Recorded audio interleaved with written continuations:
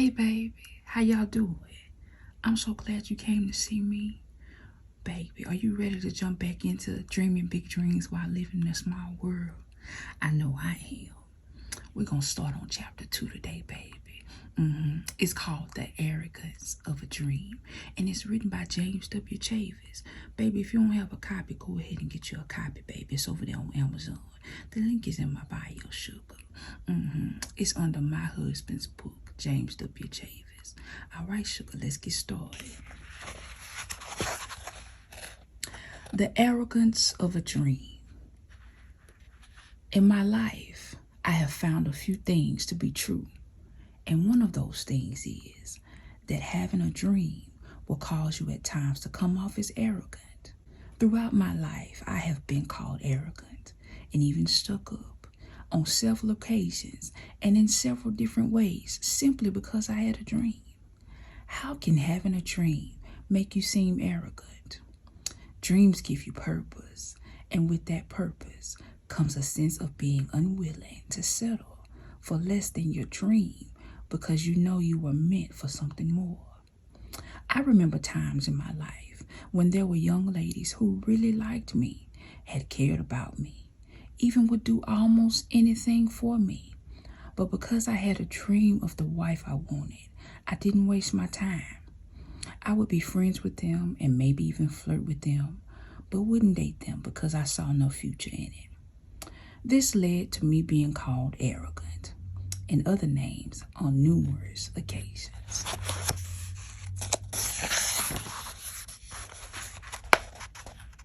It wasn't just in dating that this would happen. It also happened in my job searches and in different occasions with my family. You see, I wouldn't apply for certain jobs, no matter how well they paid, since they had nothing to do with what I knew the calling on my life was. I have even turned down hookups from church members and friends because I knew that job was not for me and would take me away from the path of my dream. To go even further, like Joseph, I had a habit of telling my family my dreams. Just for the record, I am a huge daydreamer. I daydream as I wash dishes, as I cut the grass, as I wash the car, or even as I watch TV. I have dreamed about this book for a long time, and not just about it being written, but about me preaching and teaching it at churches and in places all over the world. I haven't always been shy about telling that to some of my family. When you talk big talk like that, and you haven't even really completely finished a chapter, all you have is a title and an idea, you will get some looks. They may not call you arrogant to your face or say anything, but you can interpret looks, and the truth will come out later on. My mom has since told me that back in those days, she thought that maybe I was a little arrogant.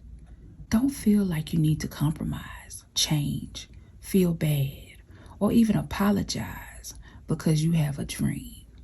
Joseph went through this same thing in his family. We see this in Genesis 37:5. And Joseph dreamed a dream, and he told it his brethren, and they hated him yet the more. You see, here it says that Joseph had a dream, told others his dream, and they hated him even more just for having a dream. Then in Genesis 37:8, we see their verbal response. And his brethren said to him, Shalt thou indeed reign over us? Or shalt thou indeed have dominion over us?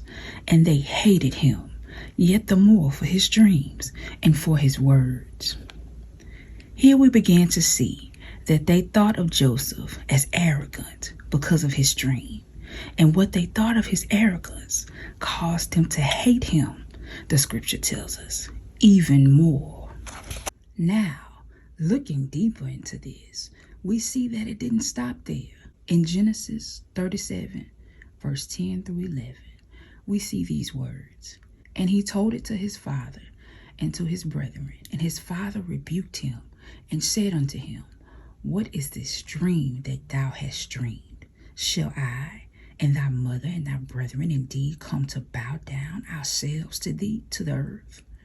And his brethren envied him, but his father observed the saying. We see now that his father as well as his brothers looked down and fussed at him because of his dreams. It says his brothers envied him because of his dream, and his father rebuked or fussed at him because of his dream. I want you to know your dream will cause you to become the object of some people's hatred. It is all a part of having a dream. You should not dream smaller or stop dreaming just to make someone else feel more comfortable. You may discover, just as Joseph did, that you can't share your dream with everyone. As I look at the entire story of Joseph, I notice that after everything that happened with his brothers, there is no mention of Joseph. I notice that after everything that happened with his brothers, there is no mention of Joseph dreaming anymore. I believe that this is because Joseph learned that he couldn't share his dreams with everyone, so he kept them to himself. This, friends, is why I was called arrogant and all those other names, because I would never give a clear explanation to anyone as to why I wouldn't go along with whatever they wanted. I often would say nothing or would say, okay, and just keep on going. When you have a dream and purpose, don't allow anyone or anything to keep you from running after your dream and completing your purpose. They will do all they can to stop you and try to get you to abandon your dream. Know that you were meant for more, and no matter what anyone says or does, what God has for you is for you. We just saw in verse 10 of Genesis 37 that Joseph's father rebuked him for his dream. To rebuke, in its verb tense, means to criticize or reprimand somebody, usually sharply. So his father was talking down on his dream as if to say, silly boy, get real. Stop dreaming. Why would we ever bow down to you? This is one way the world around your dream gets so small. You tell someone close to you your dream, and that person shoots it down and makes you feel dumb or crazy for even dreaming. This then puts limits on your thoughts and on your dreams, since you want to include your family and the people you love in your dreams. Still, every time you do tell them your dream, they rebuke you. As kids, we dream from a pure place. We dream about what we want to be when we grow up. And we even have several dreams that are interwoven to make our lives.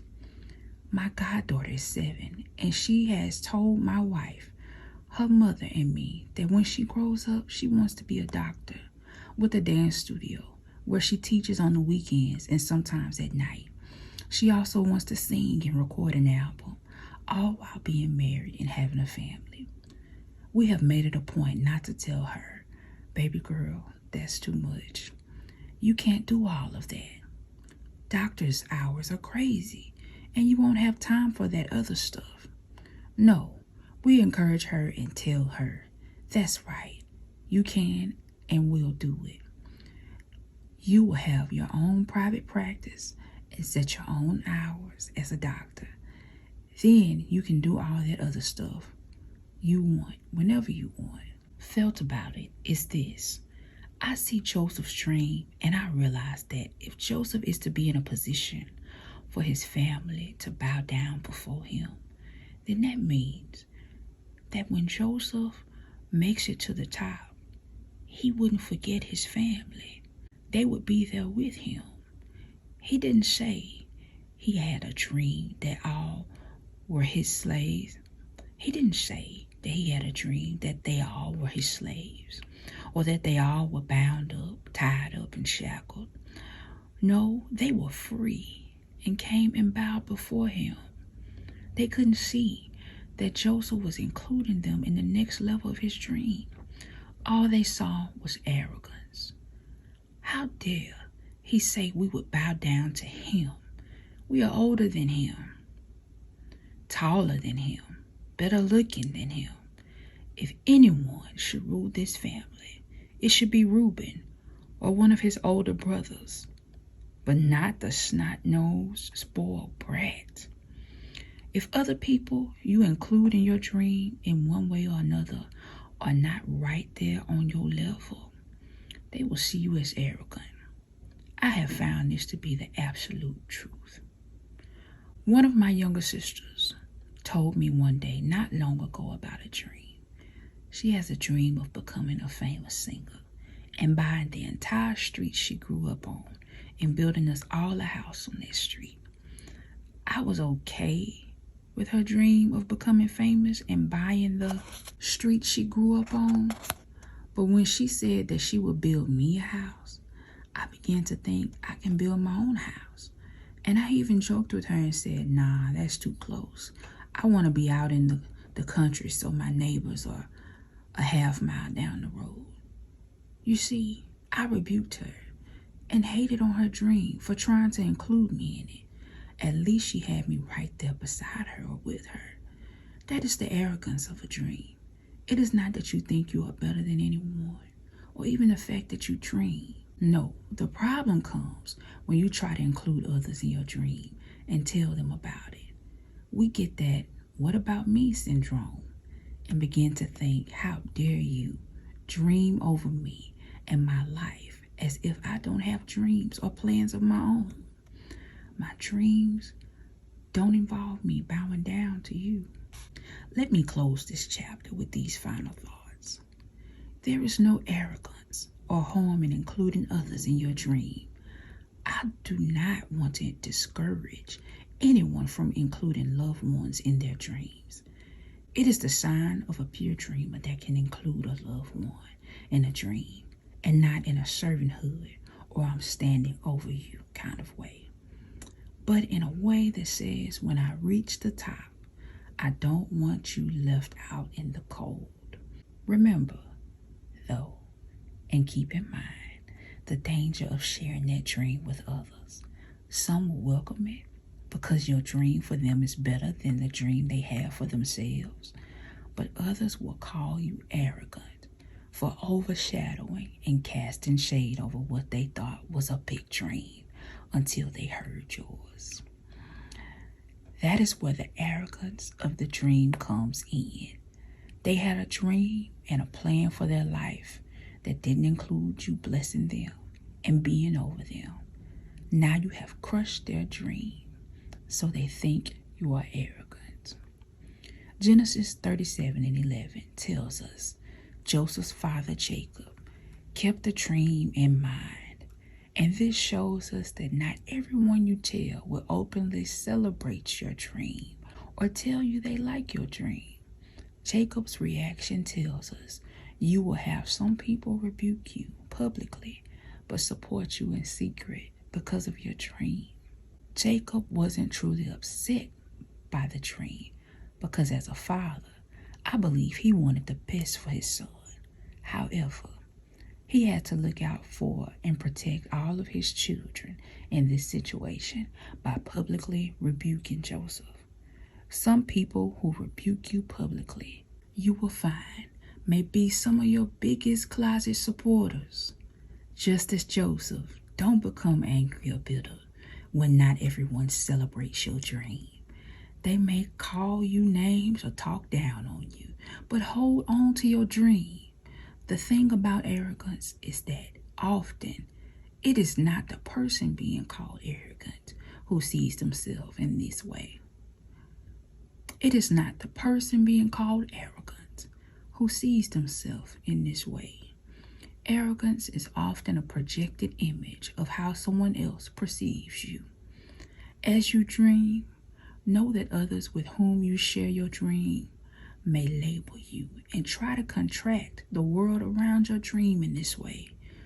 One thing I always share with anyone involved in a conflict where one person is talking down or calling the other person out of their name is this: what someone calls you or says about you does not change one iota of who you are. What someone says about you or label that person puts on you does not make you that thing. As we move on to the next obstacle on the path to reaching your dream, remember, despite what anyone says, your dream matters. So don't stop or give up just to avoid offending anyone. If Jesus stopped on his journey to glory because he didn't want to offend anyone,